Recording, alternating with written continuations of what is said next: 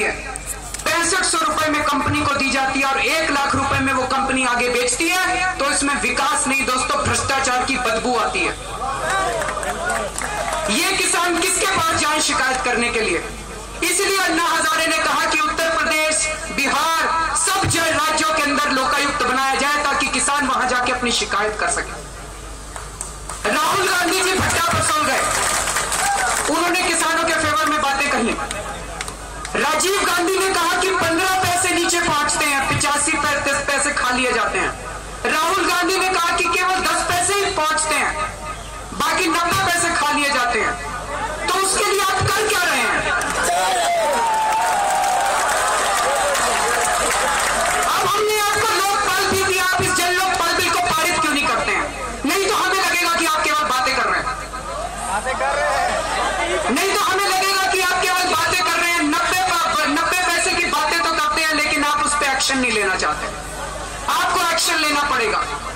BJP केवल प्रधानमंत्री की बात करती है, प्रधानमंत्री को लोकपाल के दायरे में, प्रधानमंत्री को हमें उनसे पूछना है कि क्या वो सारे राज्यों के अंदर लोकायुक्त भी चाहती है कि नहीं चाहती? वो अपना स्टैंड क्लियर करे।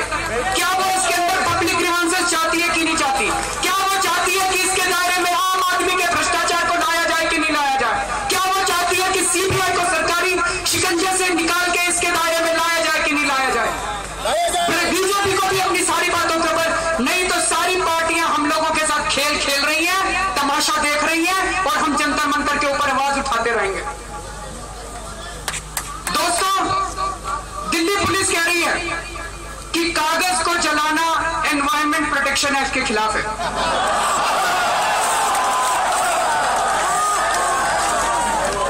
दशहरे के ऊपर रावण जलाया जाता है, उसमें इतना कागज फूंक दिया जाता है, उसने कब एक्शन लिया? जगह जगह नेताओं के पुतले फूंके जाते हैं, कि इस पुलिस ने कितनों के खिलाफ एक्शन लिया? आज जब हम एक काले कानून के खिलाफ एक्शन लेने चले हैं, तो इनको एनवायरमेंट प्रोटेक्शन एक्ट की याद आने लगी है।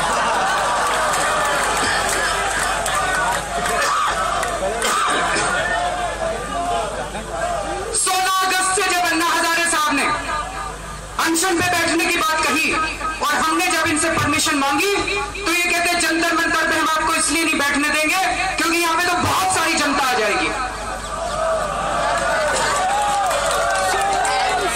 तो हमने इनको 4 जगह दी, रामलीला मैदान दे दो, शहीद भगत सिंह पार्क दे दो, कोई भी जगह दे दो, नहीं तो सेंट्रल दिल्ली में कोई भी जगह दे दो। तो साथियों, हमें रामलीला मैदान की परमिशन एमसीडी ने तो दे दी है, दिल्ली पुलिस अभी तक बैठी हुई हो, क्योंकि दिल्ली पुलिस केंद्र सरकार के अंडर में आती है।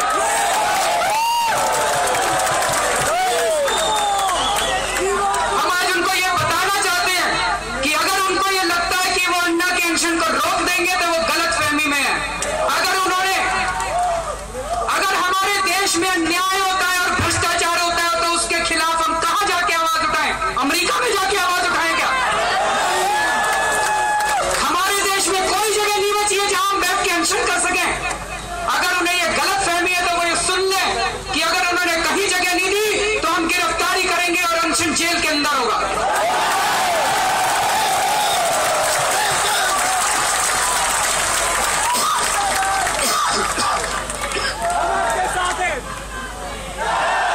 कपिल सिब्बल साहब और चिदम्बरम साहब और कई सारे मनीष तिवारी जी कहते हैं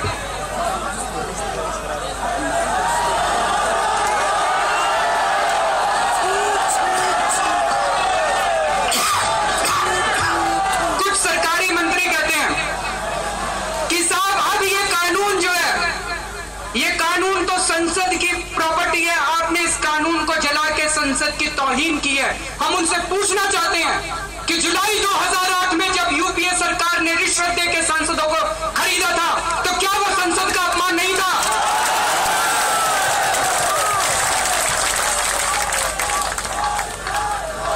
हम उनसे ये पूछना चाहते हैं कि इतना लूला लंगड़ा कानून पेश करके क्या उन्होंने संसद और इस देश की जनता का अपमान नहीं किया है?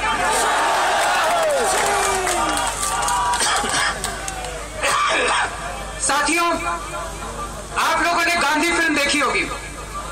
गांधी फिल्म के सबसे पहले सीन के अंदर आपने देखा होगा कि गांधी जी साउथ अफ्रीका की सरकार के खिलाफ अपना आइडेंटिटी कार्ड उठा के आग के अंदर फेंकते हैं और वो साउथ अफ्रीका की सरकार को चैलेंज करते हैं। उसके बाद जब गांधी जी हमारे भारत में आए तो उन्होंने विदेशी कपड़ों की होली जलाई चारों तरफ। आज हम लोग इस देश की सरकार, इस देश के लोगों की जनभावनाओं के खिलाफ, भ्रष्टाचार को बढ़ाने के लिए और भ्रष्टाचार के खिलाफ आवाज उठाने वालों को कुचलने के लिए एक कानून इस देश की संसद और इस देश के लोगों के ऊपर थोपने जा रही है। हम उस सरकार की अथॉरिटी को चैलेंज करते हैं।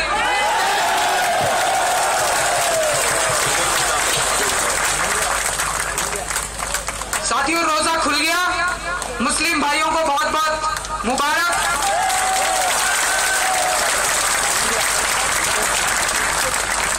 बहनों को भी।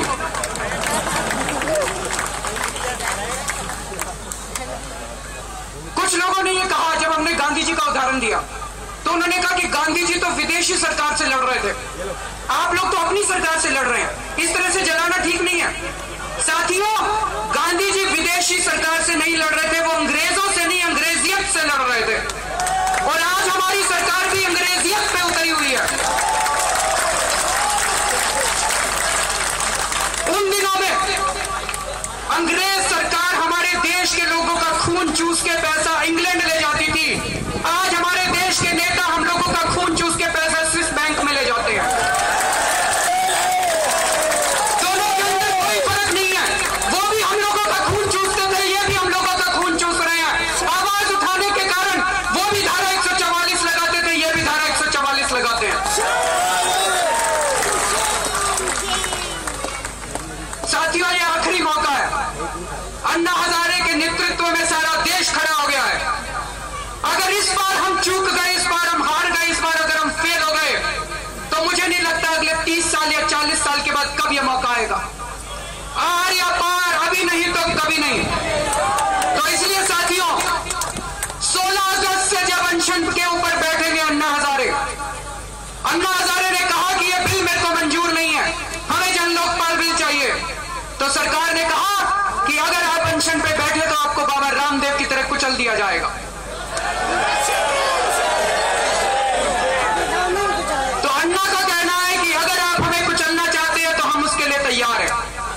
आप हमें हम सब लोग गिरफ्तारी देने के लिए तैयार हैं। आप लोग तैयार हैं गिरफ्तारी देने के लिए? लेकिन एक शर्त है, बिल्कुल हिंसा नहीं होगी, हाथ नहीं उठेगा। डंडे खाने के लिए तैयार है, वापस हाथ नहीं उठेगा। उनकी गोलियां खाने के लिए तैयार है, मरने के लिए तैयार है, हाथ नहीं उठेगा। बिल्कुल हिंसात्मक तरीके से जान दे देंगे, लेकिन उनके ऊपर हाथ नहीं उठाएंगे। हम देखते हैं कि उनकी गोलियों के अंदर कितना दम है। साथियों, अन्ना हजारे की आप सब लोगों से एक अपील है। 16 अगस्त से अगर इस देश का हर आदमी, हर औरत, हर युवा, हर युवती एक हफ्ते की छुट्टी लेकर अपने अपने घर के सामने, अपनी अपनी सड़कों के ऊपर, पार्क के ऊपर, चौराहे के ऊपर उतर आए, हाथों में तिरंगा लेकर भारत माता की जय और इनकलाब जिंदाबाद के नारे लगाते हुए अगर अपने अपने घर के सामने उतर आए, तो वो एक अन्ना हजारे को कुचल सकते, 120 करोड़ अन्ना हजारे को नहीं कुचल सकते। वो एक जंतर मंतर के ऊपर कर्फ्यू लगा सकते हैं, पूरे देश के ऊपर कर्फ्यू नहीं लगा सकते। तो साथियों, आप सब लोगों से रिक्वेस्ट है, एक हफ्ता देश के नाम कौन कौन देगा? केवल आप लोगों से काम नहीं चलेगा, हर आदमी को यहां से जाके 100 लोगों को तैयार करना पड़ेगा।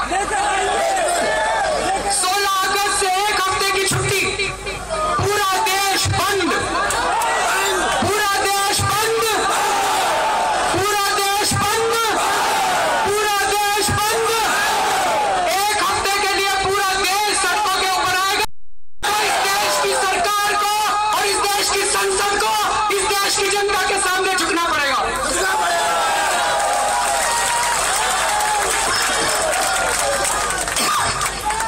एक चीज का बड़ा ख्याल रखिएगा, ये लोग, ये नेता, इन्होंने अंग्रेजों से सीखा है डिवाइड एंड रूल। ये हमें धर्म के नाम पे तोड़ेंगे। हिंदू, मुस्लिम, सिख, ईसाई, हम हम सब लोग